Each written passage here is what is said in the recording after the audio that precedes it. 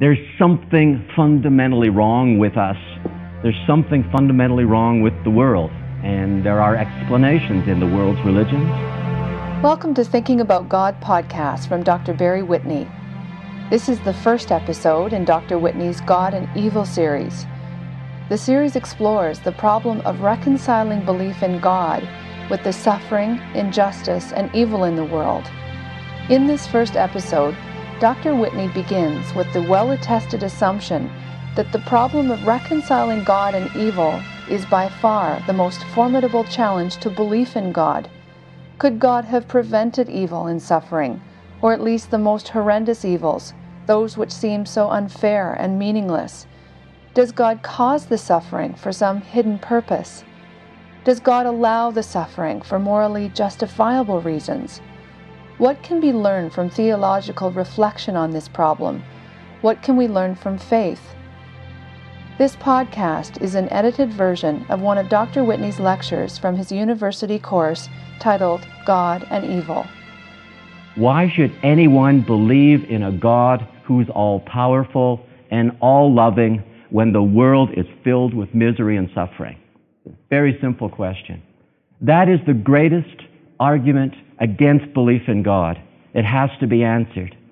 Why should anyone believe in a God who can do anything, all-powerful, who's omnibenevolent, who's all-loving, who's all-knowing? Why should anyone believe in a God like that is the challenge of skeptics and atheists and critics of those of us who believe in God. How do we reconcile that belief in God with misery and suffering? There's not a human being alive who doesn't feel some anxiety, who doesn't feel the fragility of life, how frail it is, how temporary it is. One of us could walk out of this building today and not be here next week, being struck down by some tragedy. Life is precarious. That's built into the system. And those people who believe in God, when you see a loved one suffer some miserable disease, we all experience that. No one escapes it in this life. What that does to someone who believes in God is to seriously test their faith. How you can go on praying and believing in this God, believing, worshiping this God who didn't prevent this horrible tragedy. Yes, I know other people have to die in earthquakes and floods, but my family should be safe, right? It's that kind of attitude when it strikes home, and it does strike home. To me, it was the greatest obstacle against believing in God, and it had to be dealt with. There are some really, really bad answers why you should go on believing in God, and some really bad answers about why God allows your mother to die of cancer. One of the bad answers is, obviously, your mother's being punished for mistreating you or somebody else.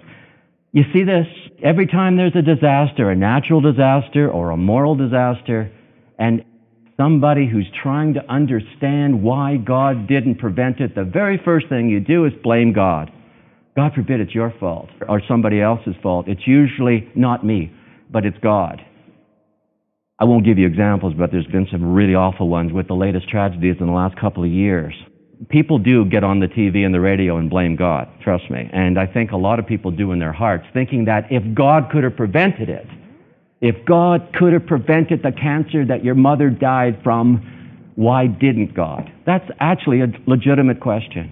So what we're going to try to do here is to provide some good reflection and weed out some bad reflection. I used to do this class only at night, by the way. The reason we did it at night was I didn't think that 18-year-olds could really get the tragedy of life. But I think we've come a long way in 20 years or so, and I think everybody gets the tragedy of life now. It's very hard not to be aware of just how many things are wrong out there. The poverty levels, the suffering, the abuse. I've got some great web documents for you to look at. One of them is called The Hidden Holocaust. That one's a whole bunch of stats. How many suicides each year, how many children are abused, how a woman is raped every 45 seconds, and on and on and on. And you just see the misery that goes on in the United States, just one country, in 1 year. How many millions of people suffer abuse, and how many mothers and fathers abuse their child and Somebody's taken the trouble to list it. This world could be a lot better. People who believe in a loving, powerful God really are hard-pressed to maintain that faith, especially in times of tragedy. It's almost too late if you wait that long. That's the beauty of being here now. Thinking about it when times are good, when you can sit and think rationally about it for 13 weeks, rather than wait until the forces or whatever it is that causes all this suffering hit you or somebody close to you, and then try to scramble for an answer later. This is not a bad thing to think about. It's not as depressing as it sounds. It needs an answer. There are answers. There's something fundamentally wrong with us. There's something fundamentally wrong with the world. And there are explanations in the world's religions. And we'll focus on the Western Christian reason. This is a unique Christian problem in the sense that Christians, Jews, and Muslims, which are like, I say, 56% of the world. They're a huge group, the largest group there is. It's a unique problem to these three religions because Christians, Jews, and Muslims are the three religions among all the religions. They are the only three which talk about one God who's the creator of all things, responsible for all things. All a skeptic has to do is to say, why didn't God prevent this evil? Why didn't God do that? Why did God let this child die? You can't just say the reason for suffering is, well, God can't do anything about it. God either doesn't want to or can't. Because, here's the problem. We define God, Jews, Christians, and Muslims do, in a certain way. And the minute you try to redefine God, you're talking about something else. If you're talking about God as an impersonal computer, like Deepak Chopra does, an impersonal force like the Tao or Star Wars, you're no longer talking about the Christian God. But if you're talking about the Jewish, Christian, Muslim God, you're talking about a God who is all-powerful, who can do anything. That doesn't mean God does everything. It just means God can do everything. There may be reasons why God doesn't. The problem is not as easy to solve as some of the solutions we'll look at claim. To simply say God doesn't want to is denying that God is good. To say that God can't prevent suffering is denying that God's all-powerful. You're not talking about God anymore. You're just talking about some kind of essence that's just some weak force of nature, whatever. God is all-powerful. That's the fundamental statement of theists. God is all-loving. And God is all-knowing. God knows the future. That doesn't mean that it's all happened and that God knows when your ticket's up, as somebody said in this class the last time we did it. I think that's not a good attitude either, necessarily. I don't think it's all predetermined like that. I think that's been the wrong answer, too. I'm going to give you a lot of wrong answers and then what I think are the right ones, and that's for you to decide. There are two ways to solve the problem. One way is to use our minds. Rational thinking, there's maybe 20 answers. It's a test of faith. It's all just part of soul-making, spiritual making. There are all kinds of good reasons with major philosophers and theologians supporting them. Now, that's one way to do it. That's the minority way, but that's what theology does. Theology tries to solve these issues so that the priests and ministers and the mullahs and the churches and the temples and synagogues can then be assured, as they're looking after their flock, that there are answers and that people are devoting their lives to finding the answers, to finding the good solutions and weeding out the bad ones. You don't want people babbling that everything is God's punishment and that kind of stuff.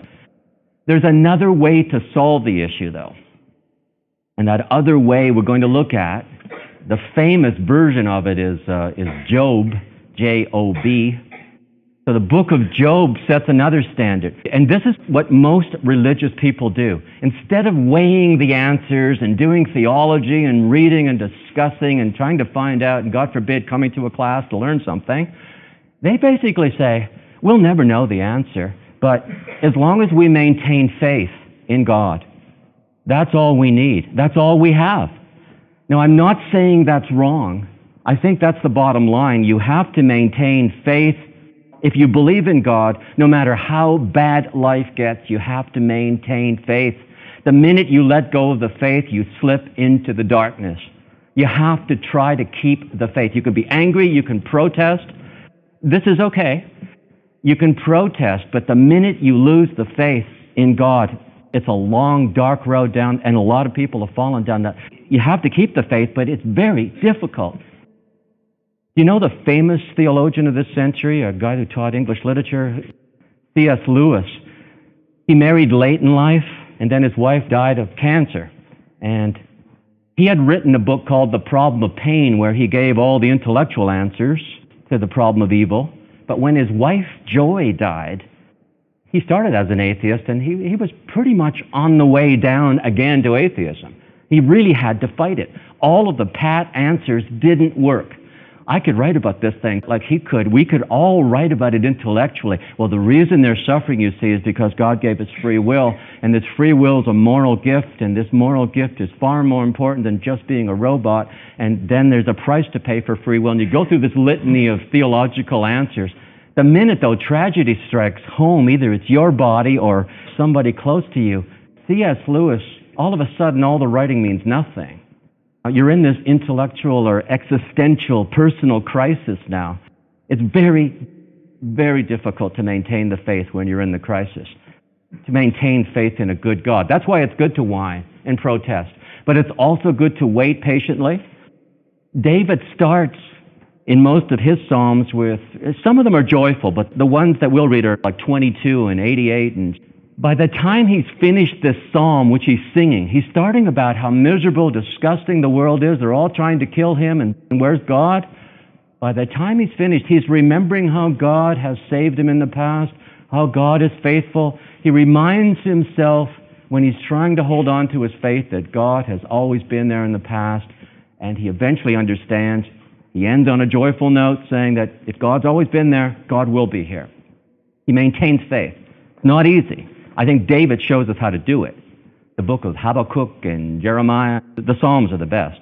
Just classic ways to cope with suffering. So there's nothing wrong with the faith solution. David, who wrote most of the Psalms, not all of them, Job, the major book, the classic. Old Testament, it's in the Christian Bible as well as the Old Testament, it's the Hebrew Bible.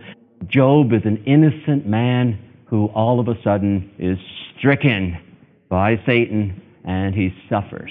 And the whole book is about how his three friends, and later a fourth friend, give him all the pat theological answers which Job rejects. Because it really amounts to, you're being punished because you must have sinned. That's basically the whole story. Job's three and fourth friend tell him he's suffering because God has to punish sin. And Job, and we know, because the author tells us, and God speaks in the book and tells us, Job hasn't sinned. He's innocent. So we know that the theological advice he's been getting is wrong. But what Job does is he keeps the faith in the darkness. And it's not just his suffering. He suffers physically, mentally, spiritually. He thinks God's deserted him. His friends are making his suffering worse by blaming him when he knows he's innocent. It's a vicious story. It's a masterpiece. If this were a church or a synagogue or a mosque, and we're just trying to bear ourselves up, I can see how you could say this and say, we don't have time to play those theological abstract games. We don't have time to assess all these theories. Let's just be like Job and have faith, and God eventually will reward that faith with not an explanation, but with an appearance, so that we can be assured that God exists. Remember, the problem of evil is saying God doesn't exist. See, the problem is, why would a good and loving God permit all this evil? That's what the atheist, the skeptic, is saying. The answer is that what the atheist and skeptic is thinking, that there can't be a God, because if there was a God, there would be a reason that we could understand, and God wouldn't allow this evil and suffering in the first place.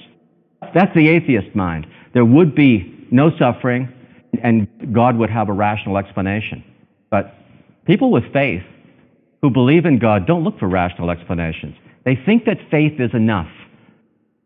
Now, the problem with that is it's a complicated problem. The more you look at it, we'll make it simple, but I don't think that's enough. I think faith like that, you're believing in God, and yet, like Job, As you try to keep your faith, you're going to have a multitude of friends and family and professionals be muttering at you a pitiful theology, saying that it's all a test, or your son died because the good die young. For those who suffer, the reward is greater. You get all of these platitudes. You can't visit a hospital room or a funeral parlor without saying something. And usually that something is theology. My point is you can't avoid theology. Even people who say, I don't want to think about it, I'm just going to maintain my faith. My question is, faith in what? What are you maintaining faith in? As you're suffering right now, trying to figure out why God has permitted this, you're not going to say anything. You're not going to think about it, when in fact, you think you're not thinking about it, but you're probably telling yourself unconsciously, if not consciously, this is probably just a test.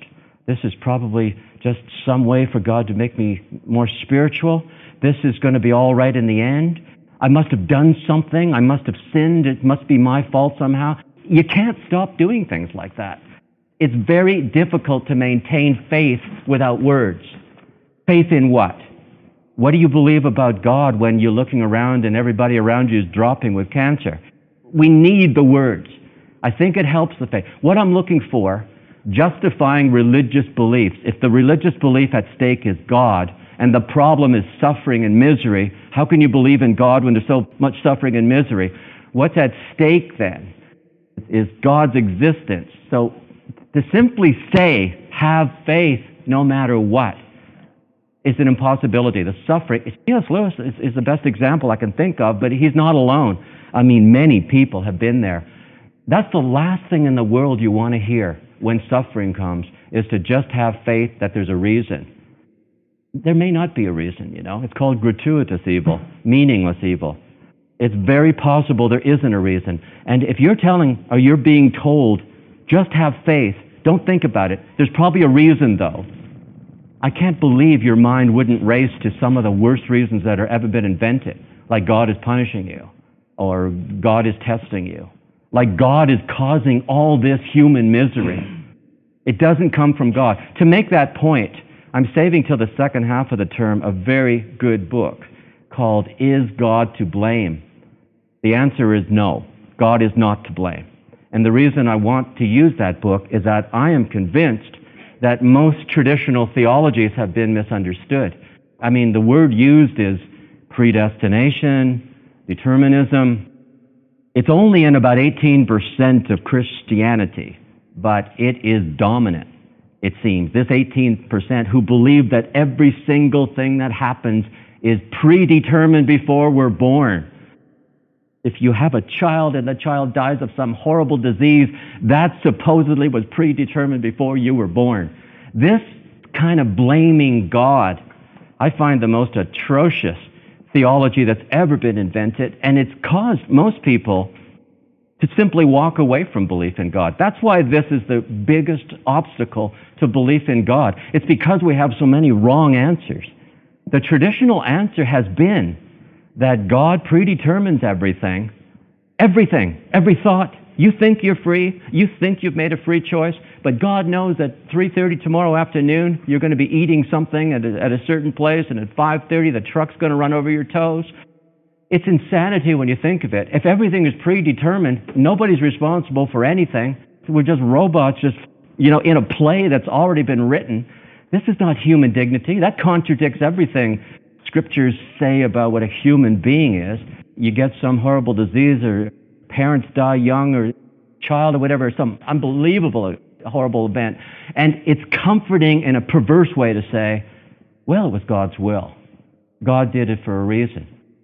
It's comforting. But what you're doing is blaspheming God. You're blaming God for every miserable thing that happens. The Nazi Holocaust, every war, every natural disaster, every time somebody dies, to say, well, it was all part of God's plan. I don't think God has this tight rope around our throats like that, as if we have nothing to contribute. To blame God for all good and all evil is misunderstanding God. Most people think that God's in charge to the extent that every T is crossed and every I is dotted, and that every single event is caused by God's will. That's when it gets downright nasty.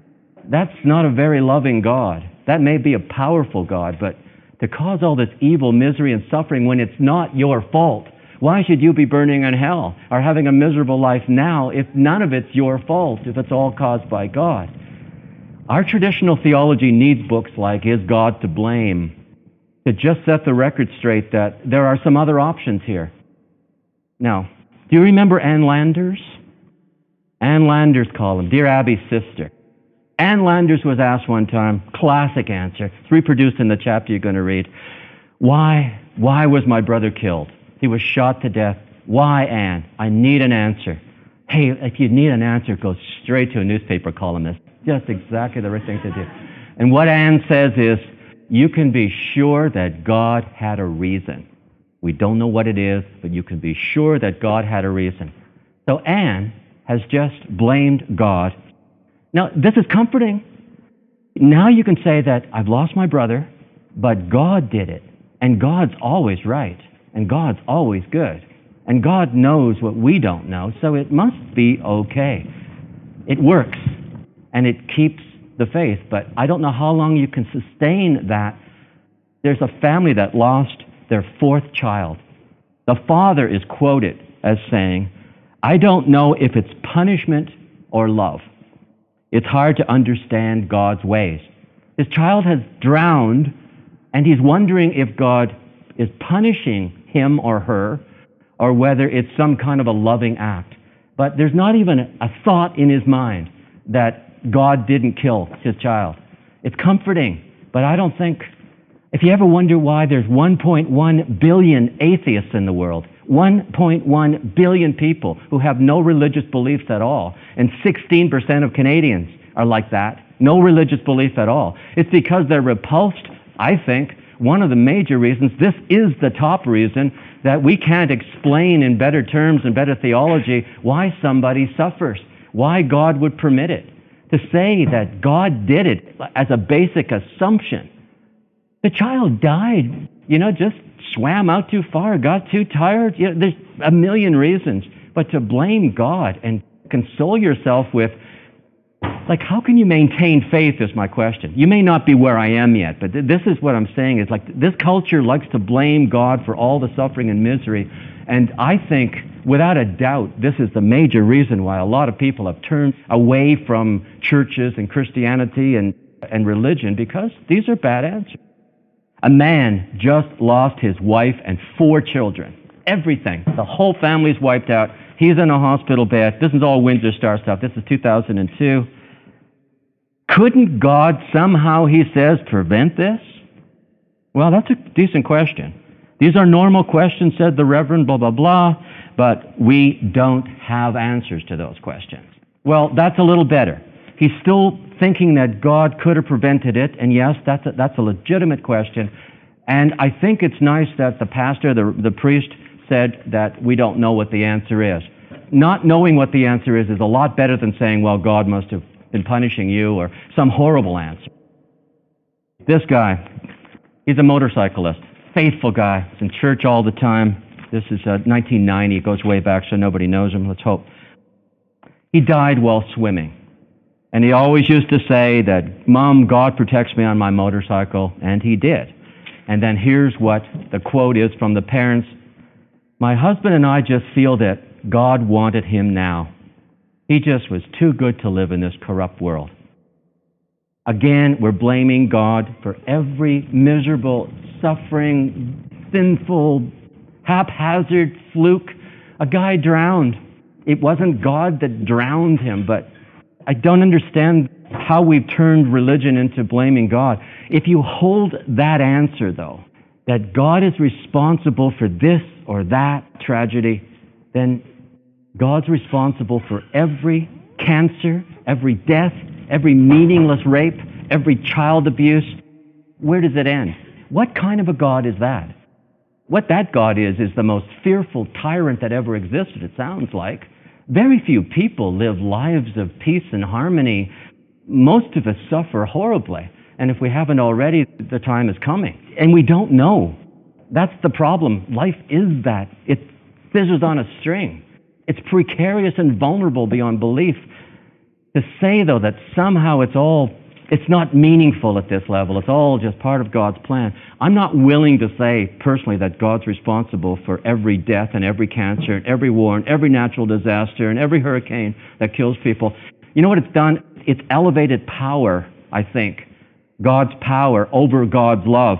I think it's a one-sided answer, but I'm mentioning it now because it's the most predominant answer of the faith solution. The faith solution usually says, I have faith in God, I don't have to use my mind and figure out theological answers, they're too abstract, so I'm simply going to believe that God does it all for a good reason. That's usually what the faith solution amounts to. Sometimes they say God does it as a test, but they're still saying God does it. It's all these reasons. God does it as a test, God does it as a trial, God does it as to make me more spiritual. It's always God doing everything, every crisis, every horrible event.